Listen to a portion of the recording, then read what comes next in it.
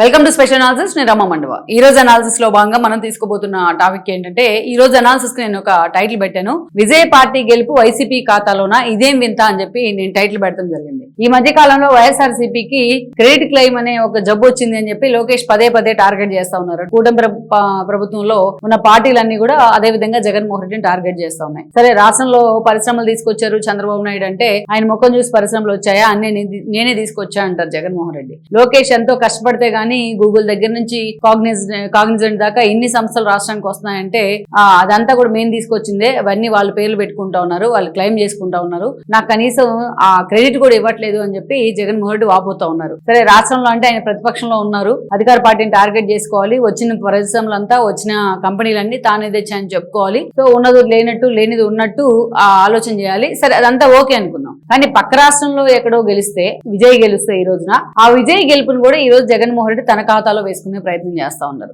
ఈ రోజు చాలా మందికి వైఎస్ఆర్సీపీ అభిమానులకు ఇది తప్పేంటి అనిపించవచ్చు. మరి ఇదే ఏదైతే లోకేష్ బీహార్ ఎన్నికల ప్రచారానికి వెళ్ళడం జరిగింది. మోడీ కోరిక మేరకు, బీజేపీ నేతల కోరిక మేరకు ఆయన బీహార్లో ఎన్నికల ప్రచారానికి వెళ్లారు. అక్కడ ఏదో స్థానికులతో కొంత మాట్లాడారు. అదేవిధంగా ఒక ప్రెస్ మీట్ కూడా కాల్ఫర్ చేయడం జరిగింది. ఆ తర్వాత అక్కడ ఏదైతే బీజేపీ కూటమి గెలిస్తే, ఎన్డీఏ కూటమి గెలిస్తే అదంతా లోకేష్కి ఇస్తారా? ఆ క్రెడిట్ మొత్తం లోకేష్కి ఎందుకు ఇస్తారు? లోకేష్ ఏమైనా అక్కడ ప్రచారం చేశారా? లోకేష్ ఏమైనా అభ్యర్థులను వెంటేసుకొని తిరిగారా? అసలు లోకేష్ ఎక్కడెక్కడైనా తీసుకొచ్చి తన క్రెడిట్లో ఎలా వేసుకుంటాడు అని చెప్పి సోషల్ మీడియా వేదికగా వైఎస్ఆర్సీపీ చాలా సీరియస్గా ఈ అంశాన్ని టార్గెట్ చేసే ప్రయత్నం చేసింది. గతంలో మనం చూస్తే చంద్రబాబు నాయుడు కేజ్రీవాల్కి వ్యతిరేకంగా ఆ రోజు ప్రచారం చేశారు ఢిల్లీ ఎన్నికలు, అసెంబ్లీ ఎన్నికలప్పుడు ఎన్డీఏకి మద్దతుగా. అప్పుడు అంతే, కేజ్రీవాల్ ఓడిపోతే ఇదంతా చంద్రబాబు నాయుడు క్రెడిట్ అని చెప్పి అదే స్థాయిలో వాళ్ళు టార్గెట్ చేయడం జరిగింది. కానీ పక్కనే ఉన్న తమిళనాడులో ఈరోజు విజయ్ గెలిస్తే ఆ క్రెడిట్ మొత్తాన్ని జగన్మోహన్ రెడ్డి తన ఖాతాలో వేసుకునే ప్రయత్నం చేస్తూ ఉన్నారు. ఎందుకు వేసుకునే ప్రయత్నం చేస్తూ ఉన్నారు అంటే, దీనికి ప్రీఫేజ్లో కొన్ని జరిగాయి. ఇటీవలే మనం చూసినట్లయితే జగన్మోహన్ రెడ్డి చెన్నై వెళ్ళారు. ఎందుకు వెళ్ళారు అంటే, తన బ్రదర్ అయిన, తన పెదనాన్న కొడుకు అయిన అనిల్ కొడుకు సోహెల్ రెడ్డి పెళ్లి ఉంది. ఆ పెళ్లికి ఆయన పెద్ద మనిషి తరహాలో వ్యవహరించారు. సో ఆ పెళ్లికి జగన్మోహన్ రెడ్డి ఆయన భార్యతో కలిసి వెళ్ళడం జరిగింది.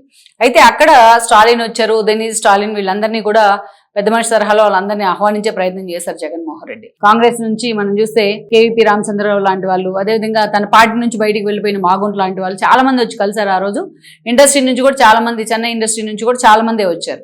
ఇదే సమయంలో టీవీకే విజయ్ కూడా అక్కడికి రావడం జరిగింది వధూవరులను ఆశీర్వదించేందుకు.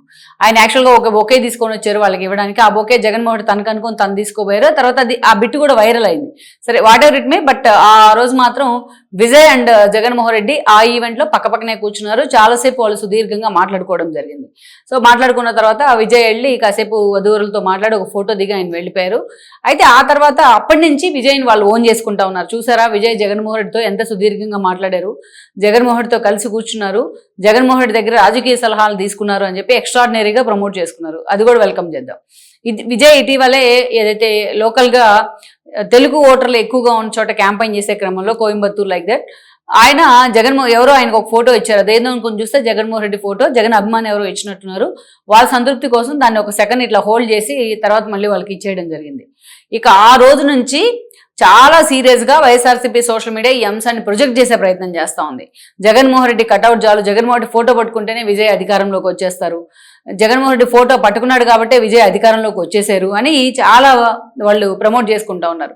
ఇటీవలే జగన్మోహన్ రెడ్డి ఆ పెళ్లిలో, సోహెల్ రెడ్డి పెళ్లిలో విజయ్తో కూర్చున్నది, ఆయనతో నుంచొని మాట్లాడుతున్నది, ఈ విజువల్స్ మొత్తాన్ని ఆయన మీడియా, ఆయన సోషల్ మీడియా తెగ ప్రొజెక్ట్ చేసేసే ప్రయత్నం చేస్తోంది.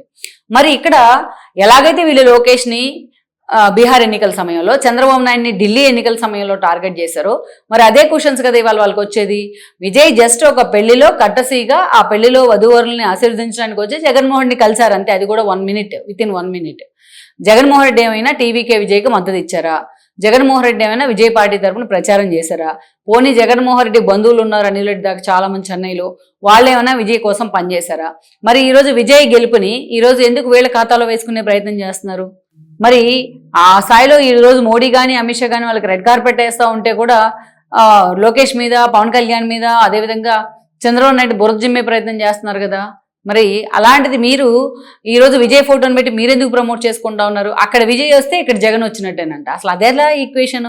మరి ఇదే వైఎస్ఆర్సీపీకి చెందిన రోజా వెళ్ళి స్టాలిన్ కోసం ప్రచారం చేసింది. మరి అక్కడ స్టాలిన్ తుక్కుగా ఓడిపోయారు. కనీసం సెకండ్ ప్లేస్లో కూడా థర్డ్ ప్లేస్లోకి వెళ్ళిపోయారు. ఆల్రెడీ ముఖ్యమంత్రి అయ్యిండి, ఆయన వెనుకం చేశారు. ఆయన కొడుకు డిప్యూటీ సీఎం కూడా ఆయన కూడా ఓడిపోవడం జరిగింది. మరి ఇదేలా జరిగింది? ఇది కూడా వైఎస్ఆర్సీపీ ప్రమోట్ చేసినట్టే కదా. రోజా అంటే జగన్మోహన్ రెడ్డి ఇష్టపడి మంత్రిని చేసిన వ్యక్తి కదా. మరి ఇదేలా మీరు క్రెడిట్ చోరీ చేస్తారు? ఇది క్రెడిట్ చోరీ కాదు, క్రెడిట్ క్లెయిమ్. సారీ విజయ్, ఒకసారి మీతో కూర్చొని మాట్లాడినందుకే, జగన్మోహన్ రెడ్డి కటౌట్కి దగ్గరగా ఉన్నందుకే, జగన్మోహన్ రెడ్డి ఐడియాలజీ తీసుకొని దాన్ని ఇంప్లిమెంట్ చేసేందుకే ఈరోజు విజయ్ అధికారంలోకి వచ్చారని మాట్లాడుతున్నారు వైఎస్ఆర్సీపీ. సో ఇది నిజంగా ఈ ప్రచారం చూసిన తర్వాత ఇంతకన్నా అతిశయోక్తి. కానీ విజయ్కి ఒక మాజీ సీఎం హోదాలో జగన్మోహన్ రెడ్డి విషెస్ చెప్పడం వరకు ఓకే. మొన్న ఆల్రెడీ ఇద్దరు మాట్లాడుకున్నారు కాబట్టి ఆ క్లిప్ని వేసి ఒక వార్తగా రాయడం వరకు ఓకే. కానీ ఈ యాజ్ ఇట్ ఈస్గా జగన్మోహన్ రెడ్డి విధానాలను ఆయన ఇంప్లిమెంట్ చేసే ప్రయత్నం చేశారు. అందుకే జగన్మోహన్ రెడ్డి అప్రకటితంగా బీజేపీతో పొత్తులు కొనసాగించారు. ఈరోజు బీజేపీ నేతలు తన వెంటబడ్డా సరే, అన్నా డిఎంకే తన వెంటబడ్డా, డిఎంకే తనకు తాయిలాలు చూపించినా, తన కేసులతో ఇబ్బంది పెట్టినా, సిబిఐ కేసులతో, కర్రూరు తొక్కిస్లాట్ లాంటి ఇష్యూల్లో, అదేవిధంగా తన వ్యక్తిగత జీవితంలో ఇబ్బందులు వచ్చినా, తన సినిమా జననాయకన్ అడ్డుకున్నా, ఎక్కడా విజయ్ ఎవరికి లొంగలేదు. అటు డిఎంకే వైపు వెళ్ళలేదు, ఇటు బీజేపీ వైపు వెళ్ళలేదు. అందుకే ఆయన అభిమానులు కానీ, ఆయన కోసం వచ్చిన ఎవరైతే ఈ దళిత్స్ ఉన్నారో, క్రిస్టియన్ దళిత్స్, వీళ్ళంతా ఈ ఓటర్లన్నీ కన్సాలిడేట్ అయ్యారు విజయ్ వైపు. యూత్ ఓటర్లు కూడా, డిఎంకే వైపు ఉన్న యూత్ ఓటర్లు కూడా విజయ్ వైపు వెళ్ళడం జరిగింది మార్పు నినాదంతో. అంతేగాని జగన్మోహన్ రెడ్డికి ఆయనకి ఎలా కంపారిజన్? ఈరోజు జగన్మోహన్ రెడ్డి విధి విధానాలను తీసుకున్నారు కాబట్టి ఈరోజు విజయ్ ఇంప్లిమెంట్ చేస్తూ ఉన్నారు. ఇంప్లిమెంట్ చేసి సీఎం కాబోతా ఉన్నారంటే ఈయన విధానాలు చూశారు కాబట్టి 5 ఏళ్ళు ఈయన 11 సీట్లకు పరిమితం చేశారు. సో ఇది క్రెడిట్ క్లెయిమ్ అంటే. ఇది క్రెడిట్ చోరీ కూడా కాదు, క్రెడిట్ క్లెయిమ్ అంటే ఇదే. సో మొత్తానికైతే మాత్రం విజయ్ గెలుపుని వైఎస్ఆర్సీపీ తన ఖాతాలో వేసుకుని ఆల్రెడీ జగన్మోహన్ రెడ్డికి సీఎం అయినట్టే అని సంబరాలు చేసుకుంటున్న పరిస్థితి అయితే మాత్రం నిజంగా ఇది ఒక వింతగా ఉందని చెప్పుకోవాలి మనం.